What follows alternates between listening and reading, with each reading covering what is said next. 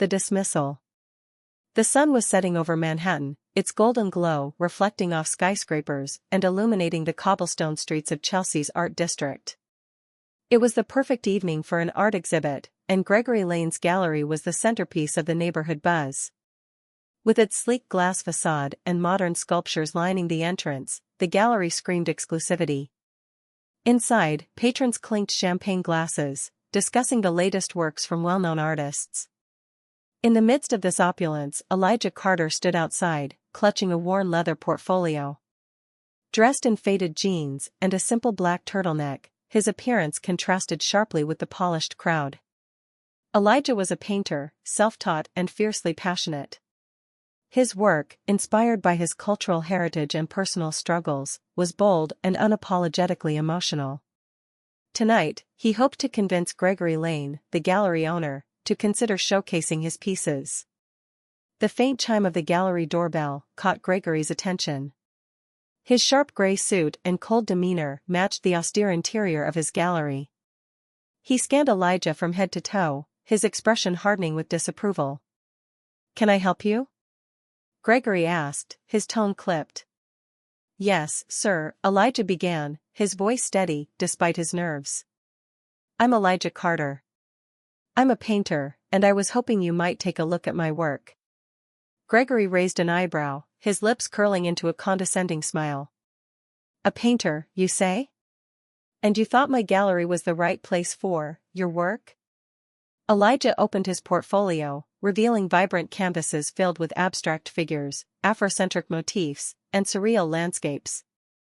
Each piece was a story, a narrative of resilience, identity, and beauty born from struggle. For a moment, Gregory paused, his eyes flicking over the artwork. But his interest was fleeting. With a dismissive wave of his hand, he scoffed. "This isn't what my clientele is looking for. It's amateur at best." Elijah felt a lump rise in his throat, but he stood firm. "I think it's worth more than just a glance. These pieces—" "Enough," Gregory interrupted, his tone icy. "This gallery represents established, world-class artists. I suggest you find a venue more suited to your talents." The humiliation stung, but Elijah refused to let Gregory see it. Gathering his portfolio, he nodded curtly. "Thank you for your time." As he turned to leave, a voice from the back of the gallery spoke up. "Wait." Elijah and Gregory both looked up. A woman in a tailored navy suit stepped forward, her sharp features softened by an enigmatic smile. She had been quietly observing the interaction from a distance. Her name was Sophia Durant, a private art collector with a penchant for discovering hidden talent. "I'd like to see more of your work," she said, her gaze fixed on Elijah. Gregory frowned, clearly annoyed by her intervention. "Sophia, this is hardly the place for—" "I'll decide that for myself," she interrupted smoothly, cutting him off. "Elijah, would you mind showing me what you have?" Elijah hesitated, glancing between the two. Finally, he reopened his portfolio and laid it on a nearby table. Sophia studied each piece intently, her expression unreadable. After several minutes, she closed the portfolio and looked at him. "This is extraordinary," she said, her voice firm. "Do you have more?" Elijah blinked in surprise. "Yes, I have several more pieces at my studio." Sophia handed him her card. "I'd like to visit and see the rest. Let's arrange something soon." Gregory's jaw tightened, his frustration barely concealed. "Sophia, I think you're being hasty." "No, Gregory," she said, her tone pointed.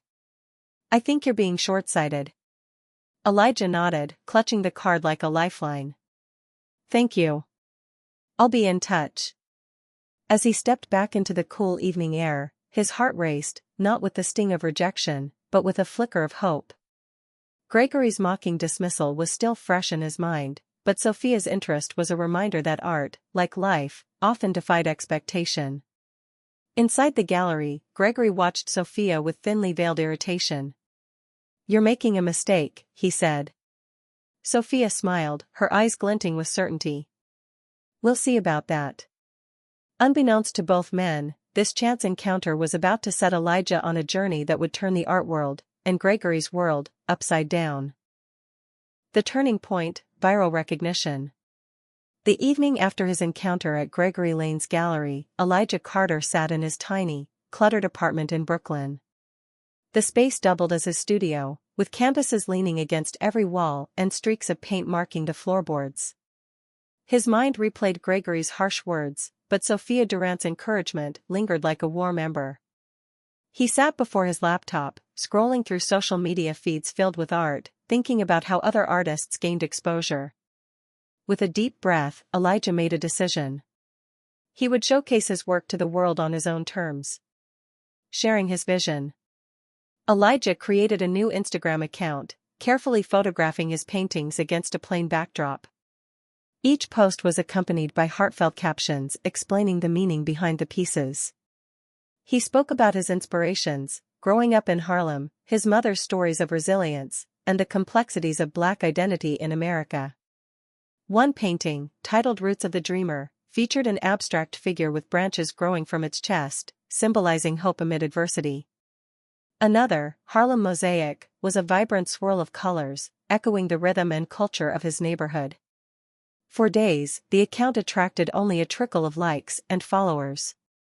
But Elijah kept posting, responding to every comment and sharing snippets of his creative process. Then, everything changed. The viral moment. One afternoon, Elijah noticed a spike in notifications. His latest post, Soul's Journey, a hauntingly beautiful piece blending surrealism and Afrocentric themes, had been shared by an art influencer, at Art is Life, who had over 1 million followers.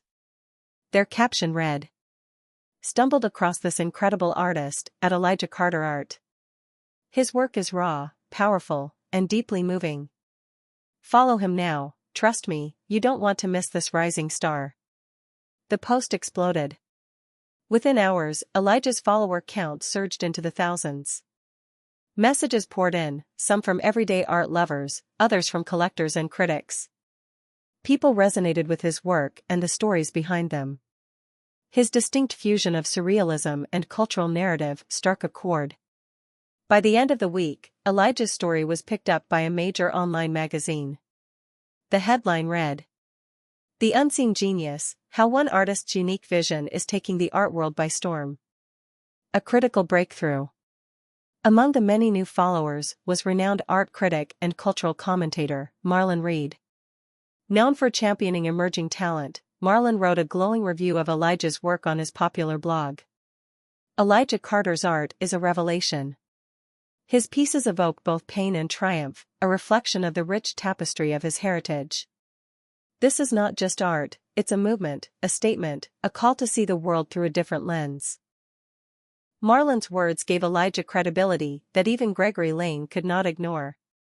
Within days, Elijah received an email from the organizers of the prestigious New York Art Fair. They invited him to showcase his work as part of their Emerging Artists section, a platform known for catapulting unknown talents into the spotlight. Elijah sat at his desk, staring at the invitation in disbelief. The very idea of participating in such an event felt surreal. He could barely afford to pay rent last month, and now he was preparing for one of the most significant events in the art world. Preparation and support. Elijah spent every waking moment preparing. He poured his heart into finishing new pieces that reflected his journey and growth. Sophia Durant, true to her word, visited his studio, offering not only encouragement but also financial backing to cover his exhibition costs. "You've got something extraordinary, Elijah," she said as she admired one of his works. "The world needs to see this." The art fair loomed closer, and Elijah's nerves were mounting. But he knew this was his chance to prove to himself, and to everyone else, that his art mattered. The world takes notice. On the day of the art fair, Elijah's booth was modest compared to the elaborate displays of established artists. Yet, his work drew a crowd. People gathered, captivated by the raw emotion and vivid storytelling in his paintings. Collectors made offers on the spot. Journalists interviewed him about his inspirations. By the end of the event, not only had he sold several pieces for staggering amounts, But he also received inquiries from galleries and museums across the country. As the sun set on the art fair, Elijah stepped outside for a moment to breathe. The city skyline stretched before him, and he felt something he hadn't in a long time: validation. His art, born from years of struggle and self-doubt, was finally being seen for what it was: a powerful testament to the beauty and complexity of the human experience. Inside the fair, Sophia found him, a proud smile on her face. "I told you the world needed to see this." Elijah smiled back, the weight of Gregory Lane's dismissal finally lifting. "Yeah," he said softly. "And I'm just getting started." Rising star, Elijah's breakthrough. The energy at the New York Art Fair was electric, a fusion of creativity, opulence, and ambition. Elijah Carter's booth had quickly become one of the fair's highlights, drawing crowds that spilled into neighboring spaces. The buzz was palpable, and collectors, critics, and casual attendees all converged to see the artist whose story and work had captured the imagination of thousands online. The million-dollar moment. Elijah's heart raced as a prominent art dealer approached him. The dealer, Lydia Chan, had a reputation for discovering transformative artists and launching their careers into the stratosphere. She studied Elijah's painting soul's journey for several minutes, her discerning eyes taking in every detail. "This," Lydia said, turning to Elijah, "is the kind of piece that defines an era." "I appreciate that," Elijah replied, his voice steady despite his excitement. "I'd like to make an offer," Lydia continued. $1.2 million. Elijah froze. It felt as though the world had gone silent. He had dreamed of selling his art for a living, but this offer was beyond anything he'd imagined. After a moment, he nodded. "It's yours." The sale triggered a ripple effect. Other collectors, inspired by Lydia's bold purchase, began bidding on Elijah's remaining pieces. By the end of the fair, he had sold every painting on display, earning millions in a single weekend. Journalists swarmed him, eager to capture his story. From rejection to reverence, one headline read. Others called him the voice of a new generation in art. Recognition from the elite. Elijah's art soon graced the walls of prestigious institutions. The Museum of Modern Art, MoMA, acquired Roots of the Dreamer, while the Whitney Museum curated a special exhibit featuring his work. Critics hailed him as a pioneer who fused Afrocentric themes with universal human struggles, creating a unique visual language that resonated across cultures. The acclaim brought opportunities Elijah never thought possible. Invitations poured in for exhibitions, speaking engagements, and collaborative projects. Even Hollywood took notice, with filmmakers approaching him to design visual concepts for upcoming productions. Through it all, Elijah remained grounded. He knew success was a double-edged sword, and he was determined to use his platform for something bigger than himself. Investing in others. Elijah established the Carter Foundation for the Arts, a non-profit organization dedicated to supporting underrepresented artists. The foundation provided grants, mentorship, and gallery space to creators who struggled to find opportunities in the mainstream art world. He also opened his own gallery, Heritage Studio, in Harlem.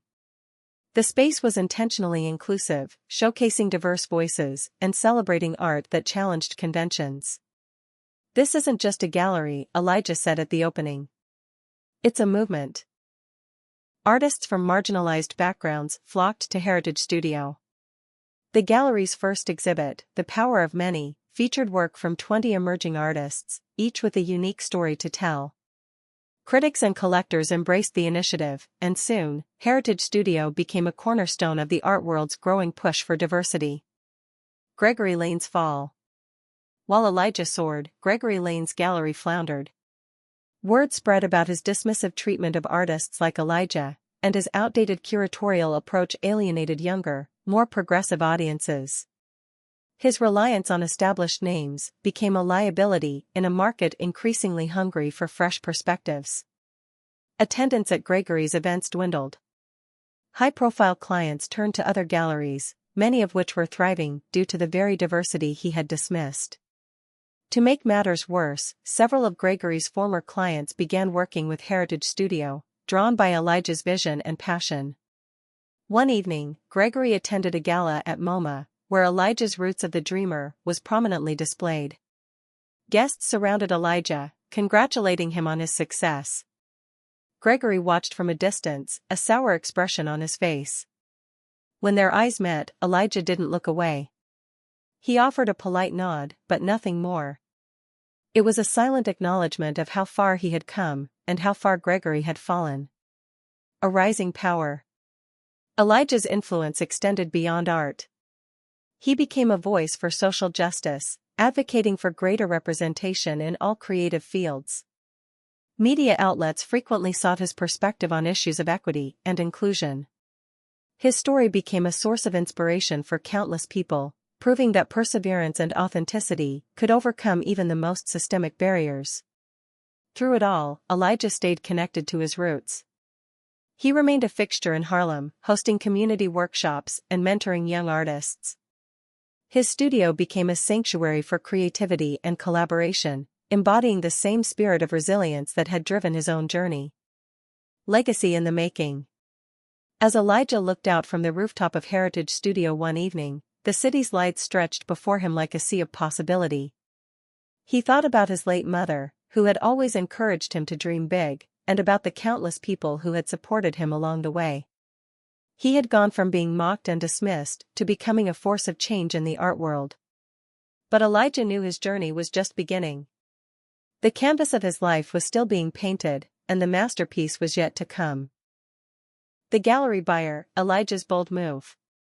The news broke quietly at first, a whisper among the art community. Gregory Lane's gallery was up for sale. Once a cornerstone of the Chelsea art scene, it had become a shadow of its former self.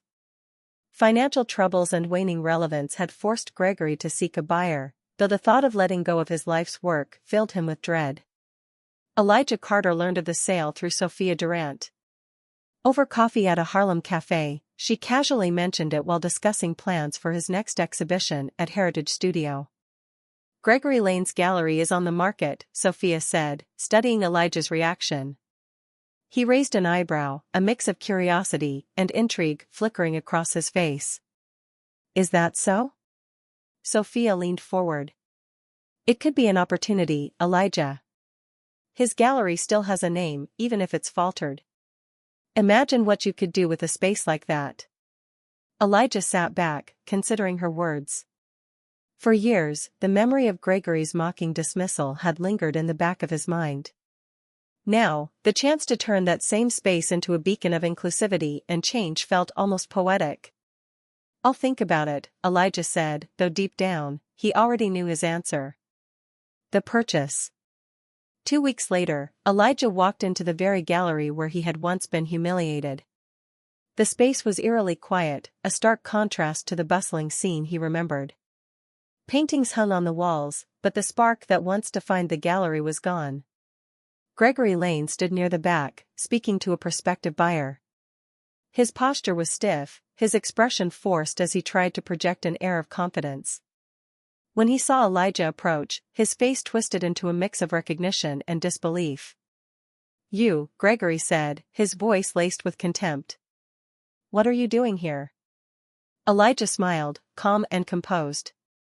I'm here to make an offer. Gregory laughed, a hollow sound that echoed through the empty gallery. You? A buyer? Don't make me laugh. Elijah reached into his bag and pulled out a folder, placing it on the counter. This is a formal offer. I've already spoken with the bank. If you're serious about selling, I suggest you take a look. Gregory's laughter faded as he opened the folder. His eyes scanned the documents, and his face paled. The offer was not only substantial but also backed by Elijah's impressive financial portfolio. There was no denying its legitimacy. How? Gregory stammered. How can you afford this? Elijah's smile widened. Hard work, vision, and a little help from people who believed in me, something you didn't. Gregory's hand trembled as he closed the folder. Why would you even want this place? To humiliate me? No, Elijah replied, his tone firm. To turn it into something meaningful. This gallery has potential, but it's been wasted on exclusion and arrogance. I want to make it a place where artists like me, artists you dismissed, can thrive." Gregory's shoulders slumped, the weight of his failure finally sinking in. After a long silence, he nodded. "Fine. It's yours." Rebranding the gallery. The paperwork was finalized within weeks, and Gregory Lane's name was officially removed from the gallery. Elijah wasted no time in transforming the space. He enlisted a team of designers to renovate the interior, replacing its sterile, minimalist aesthetic with warm, inviting tones. Vibrant murals covered the walls, celebrating diverse cultures and artistic styles. At the entrance, Elijah installed a plaque bearing the gallery's new name, the Lila Carter Gallery. It was a tribute to his late mother, who had always encouraged his creativity and resilience. "She used to tell me, art isn't just for the elite, it's for everyone," Elijah said during the grand reopening. "This gallery is for her, and for every artist who has ever been overlooked or underestimated."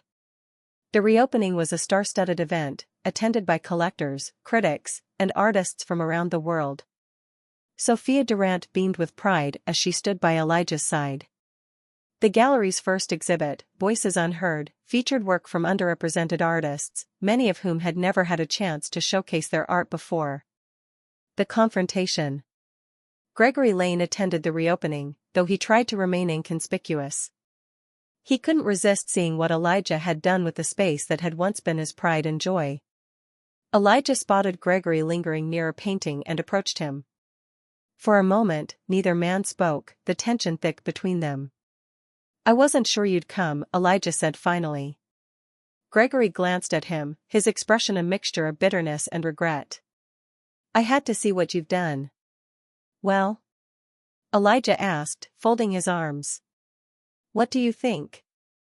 Gregory sighed, his gaze sweeping across the gallery. "It's impressive. Different. But it works." Elijah nodded. "It's more than just a gallery now. It's a platform for change." Gregory hesitated, then said quietly, "I was wrong about you.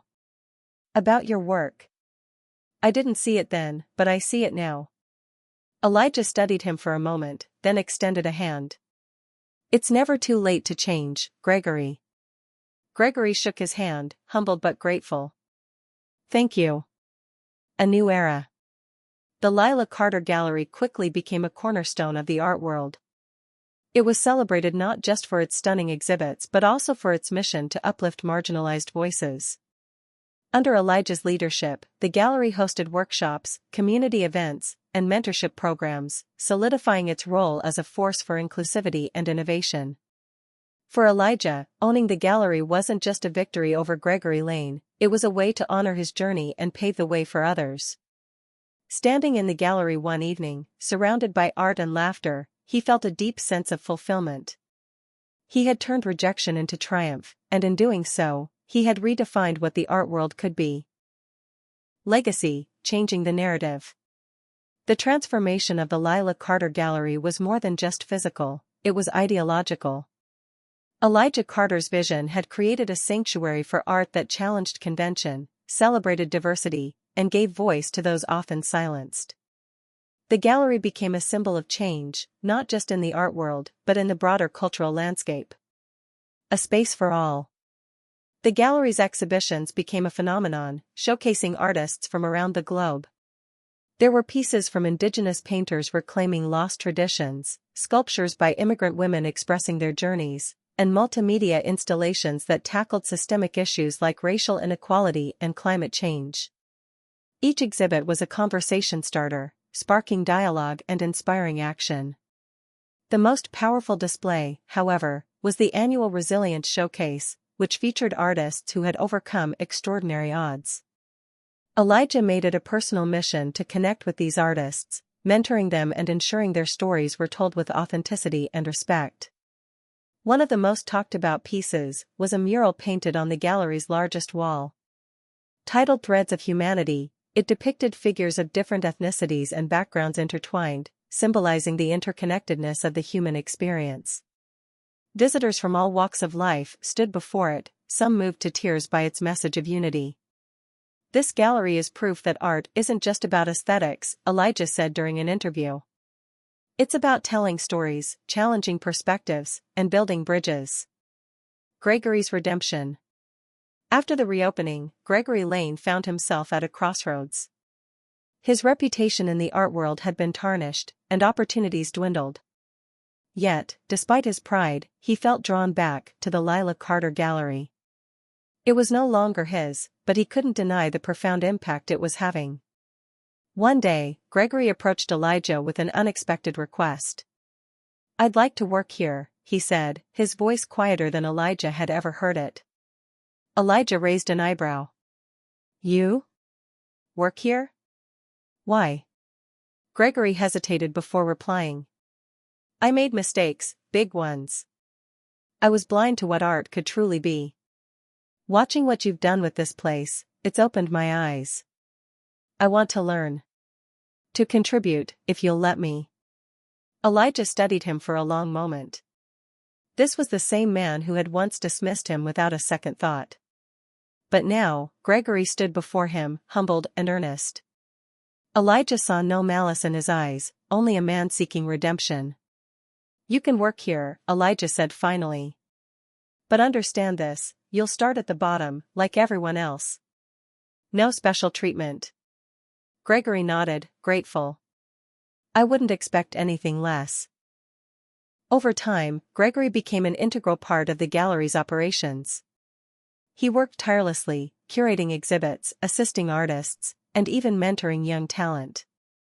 Though the transition wasn't without its challenges, he slowly rebuilt his reputation, not as a gatekeeper, but as an advocate for inclusivity. "Funny, isn't it?" Gregory said to Elijah one evening. "I used to think I knew everything about art. But it turns out, I knew so little." Elijah chuckled. Life has a way of teaching us what we need to learn, whether we want to or not. Reflections of a journey. On the gallery's 5th anniversary, Elijah stood in the main hall, surrounded by the vibrant hum of visitors and artists. The space had evolved into more than just a gallery, it was a community. Children attended free art classes, aspiring artists found mentors, and people of all backgrounds came to connect and be inspired. Elijah walked to the wall where a photograph of his late mother, Lila Carter, hung. Beneath it was a quote she had often said to him, "Art is the soul's voice. Let it be heard." As he gazed at the photo, memories of his journey flooded his mind. The nights spent painting in his cramped apartment, the sting of rejection at Gregory's gallery, the viral moment that changed everything. Every struggle, every setback had led him to this moment. Sophia Durant joined him, holding a glass of champagne. 5 years, she said with a smile. "You've built something incredible, Elijah." He nodded. "I couldn't have done it without people like you. People who believed in me when others didn't." Sophia raised her glass. "To resilience and vision." "To the power of art," Elijah added, clinking his glass with hers. A powerful conclusion. As the evening wound down, Elijah addressed the crowd. Standing on a small stage beneath the mural Threads of Humanity, he spoke from the heart. "This gallery is more than just a building," he began. "It's a testament to the power of resilience and the importance of diversity. It's a space where stories are told, where barriers are broken, and where voices that have been silenced for too long are finally heard." He paused, letting his words settle over the room. "If there's one thing my journey has taught me, it's this: our struggles don't define us. It's how we rise from them that matters. Art has the power to heal, to connect, and to transform. And that's what we're doing here, together." The crowd erupted into applause, and Elijah felt a deep sense of fulfillment. His journey had been far from easy, but it had shaped him into the man he was today, a man who had turned rejection into triumph, pain into beauty, and a once closed door into an open gateway for countless others. As the applause faded and the evening carried on, Elijah stood beneath his mother's photograph, a quiet smile on his face. His legacy was still being written, but he knew one thing for certain: it was a story worth telling.